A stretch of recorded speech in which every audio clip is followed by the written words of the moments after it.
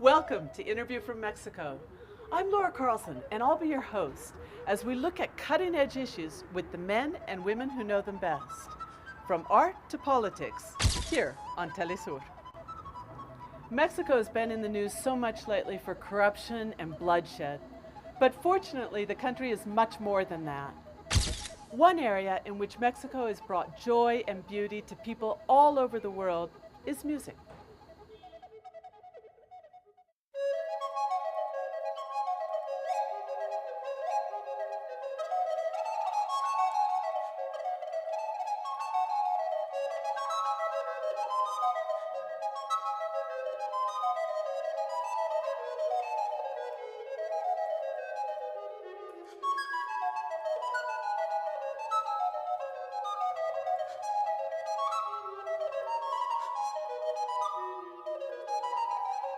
For me, the important thing when you're young is to discover whether you really have talent for this, because life on this planet now has become very competitive. Earning a living is more and more difficult. So if you as an adolescent don't know, or as parents of an adolescent you don't know, then show your kids where their talent lies, or what they do best, and what they like to do. They can end up with careers that they aren't apt for or prepared for.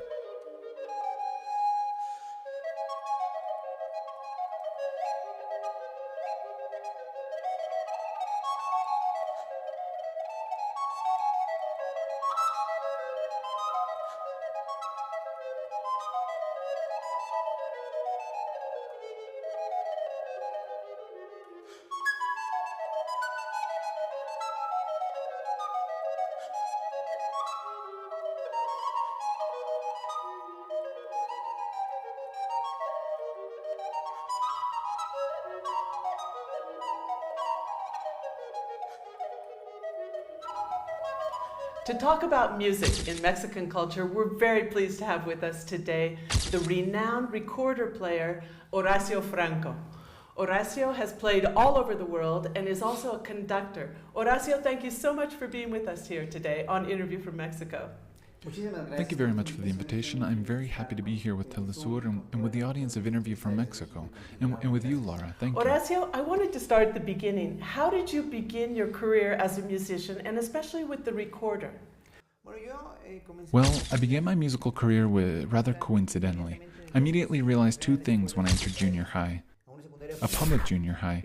First, they gave me the recorder as a school instrument, and I discovered I had a natural aptitude, a lot of whatever you want to call it, talent, a genetic gift, however you want to call it. I realized I picked it up quickly, that I was kind of a natural for the recorder. Then a few days later, the teacher called in a few of us kids who were hanging around to listen to a girl who played the piano in the classroom. She had been studying piano since she was little. When I heard for the first time the piano up close, it was a sonata by Mozart, I was completely captivated by the piano and the emotion of hearing it so close. I was fascinated by what I heard, and immediately I knew I wanted to dedicate myself to this. I discovered two things that are fundamental. One, that I had a talent for music, and two, that I had a passion, that I had a fascination for music. I became a fan, a freak for classical music, and since then, that hasn't changed. I'm still passionate about what I do.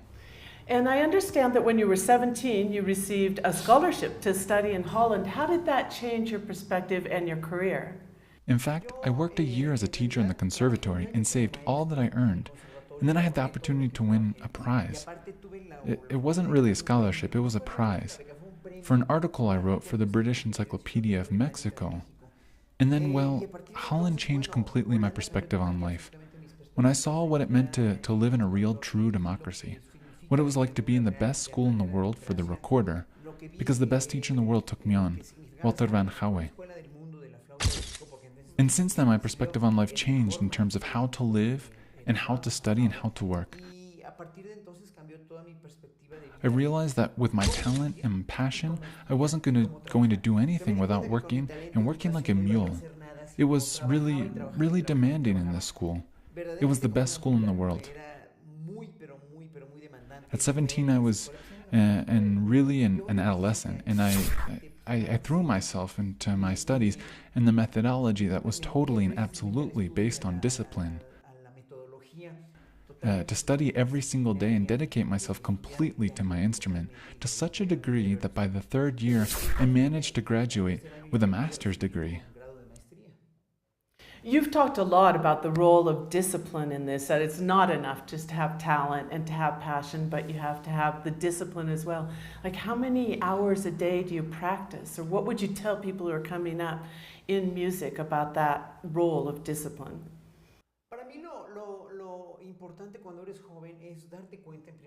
For me, the important thing when you're young is to discover whether you really have talent for this, because life on this planet now has become very competitive. Earning a living is more and more difficult. So if you as an adolescent don't know, or as parents of an adolescent you don't know, then show your kids where their talent lies, or what they do best, and what they like to do. They can end up with careers that they aren't apt for, or prepared for, or that they don't like. So in a given moment, it's a big advantage to know these two things. The question of work is that everything depends on the level of rigor of the school where you are, or of your parents or the school, so that you finally figure out that the most important thing in the life is not just how much talent you have or the fascination you have with something, but how much you work for it. So for me, for any young person who wants to study any discipline, the most important things before the quantity of time or quantity of hours, it's most important, or the more important, is the quality of concentration and work you have in a session of studying as a dancer, athlete, or musician. That is, that it doesn't matter if you study 8 hours, if you study badly. Or even, for example, now that I have a technique and I could study 2 hours or 3 hours or even half an hour if I have an international trip, but I'm always with my instrument every day as a discipline. But the most important is that each session that I have has to transcend in some way. It's not necessarily that I have to play with millions of notes, but I might work on just 2 fingers. I might just work on air a little, or work on the tongue, which is how I articulate, or how you articulate and win instruments. Well, Horacio, we're going to take a short pause now. We'll be right back. Now, turning to your music, you have such a broad repertoire of music. You've gone from classical, of course, to Baroque, chamber music, traditional music, pre-Hispanic music. How do you make your selection, and what are you looking for in each one?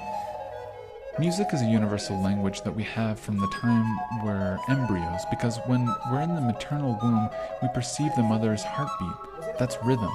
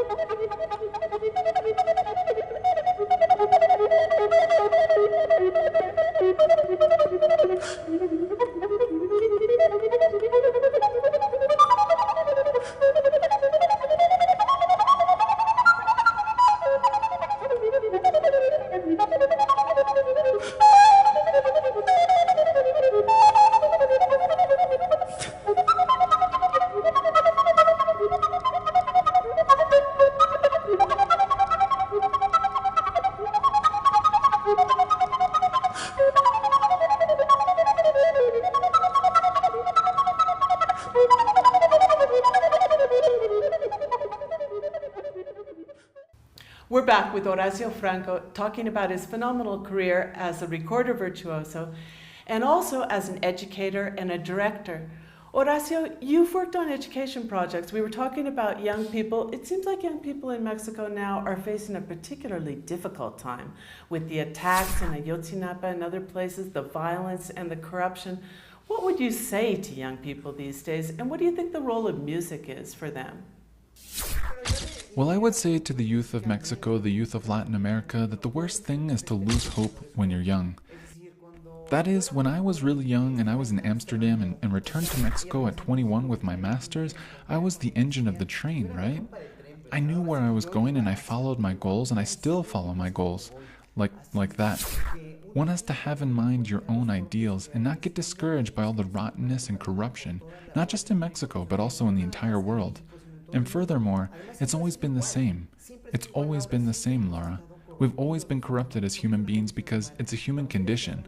The question is that now we find out about it, and now the social response is much more violent. I would tell young people not to despair, and that simply do the best they can with the work they have in this life, and obviously try not to get corrupted by all the turmoil that there is in this world, with drugs and prostitution and corruption in reality.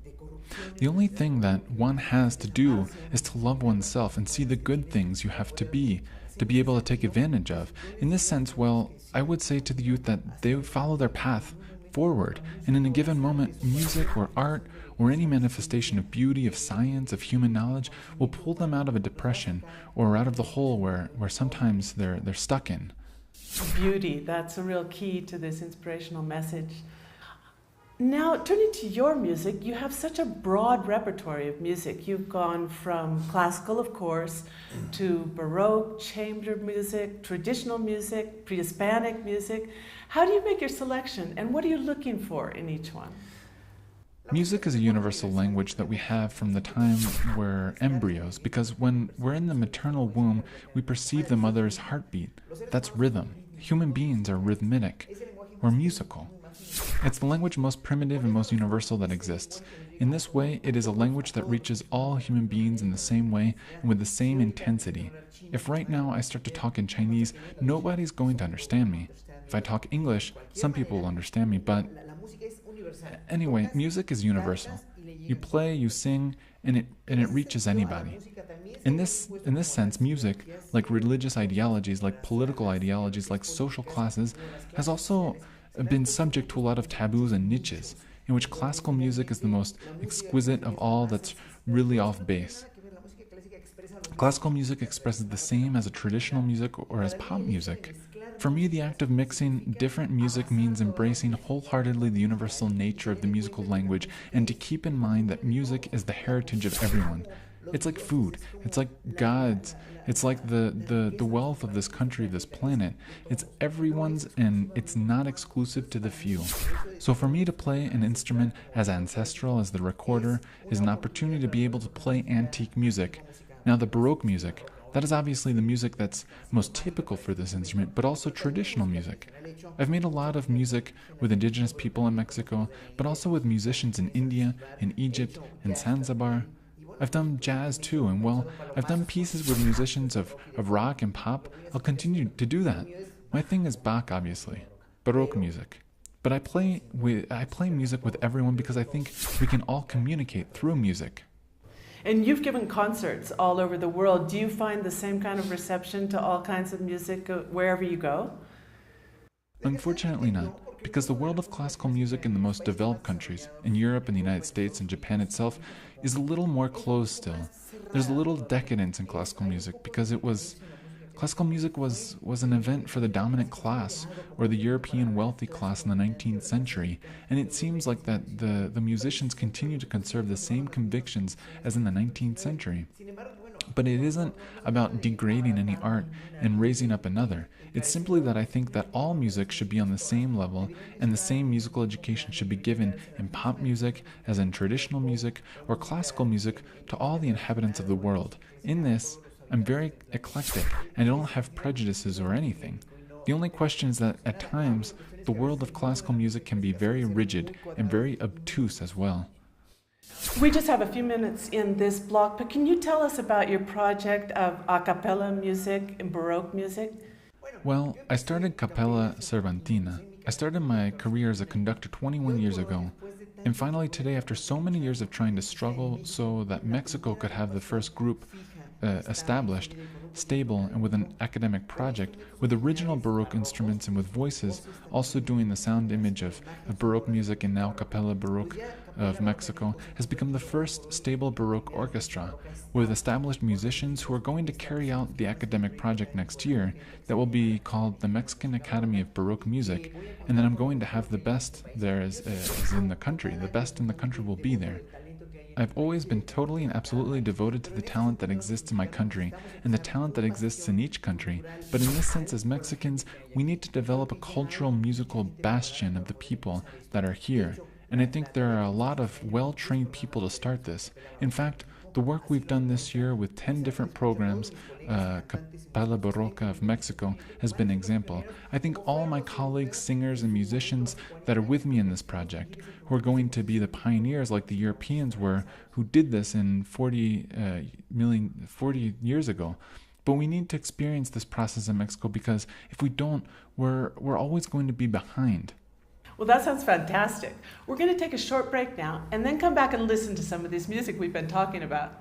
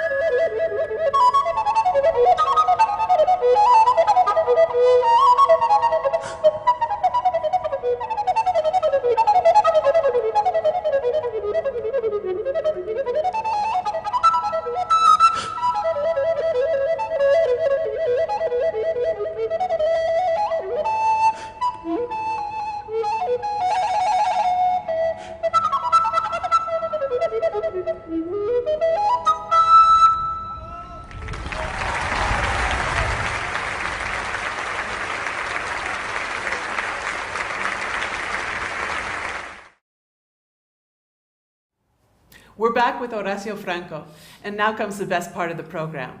We're going to ask him to play something for us. Horacio, what would you like to play for us today? I'm going to play variations on Les Volets d'Espagne by Marin Marès, a French composer from the 18th century. He's very famous because he was the best viola da gamba master of his period, and because Gerard de Depardieu made a famous movie many years back about the life of Marie. Perfect.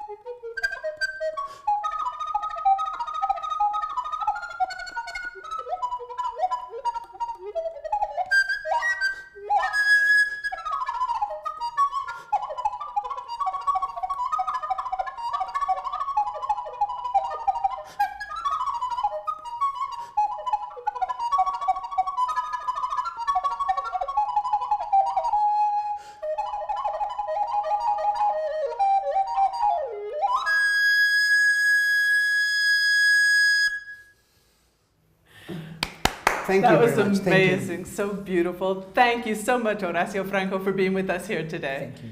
And thank you. We'll be back next week on Interview from Mexico.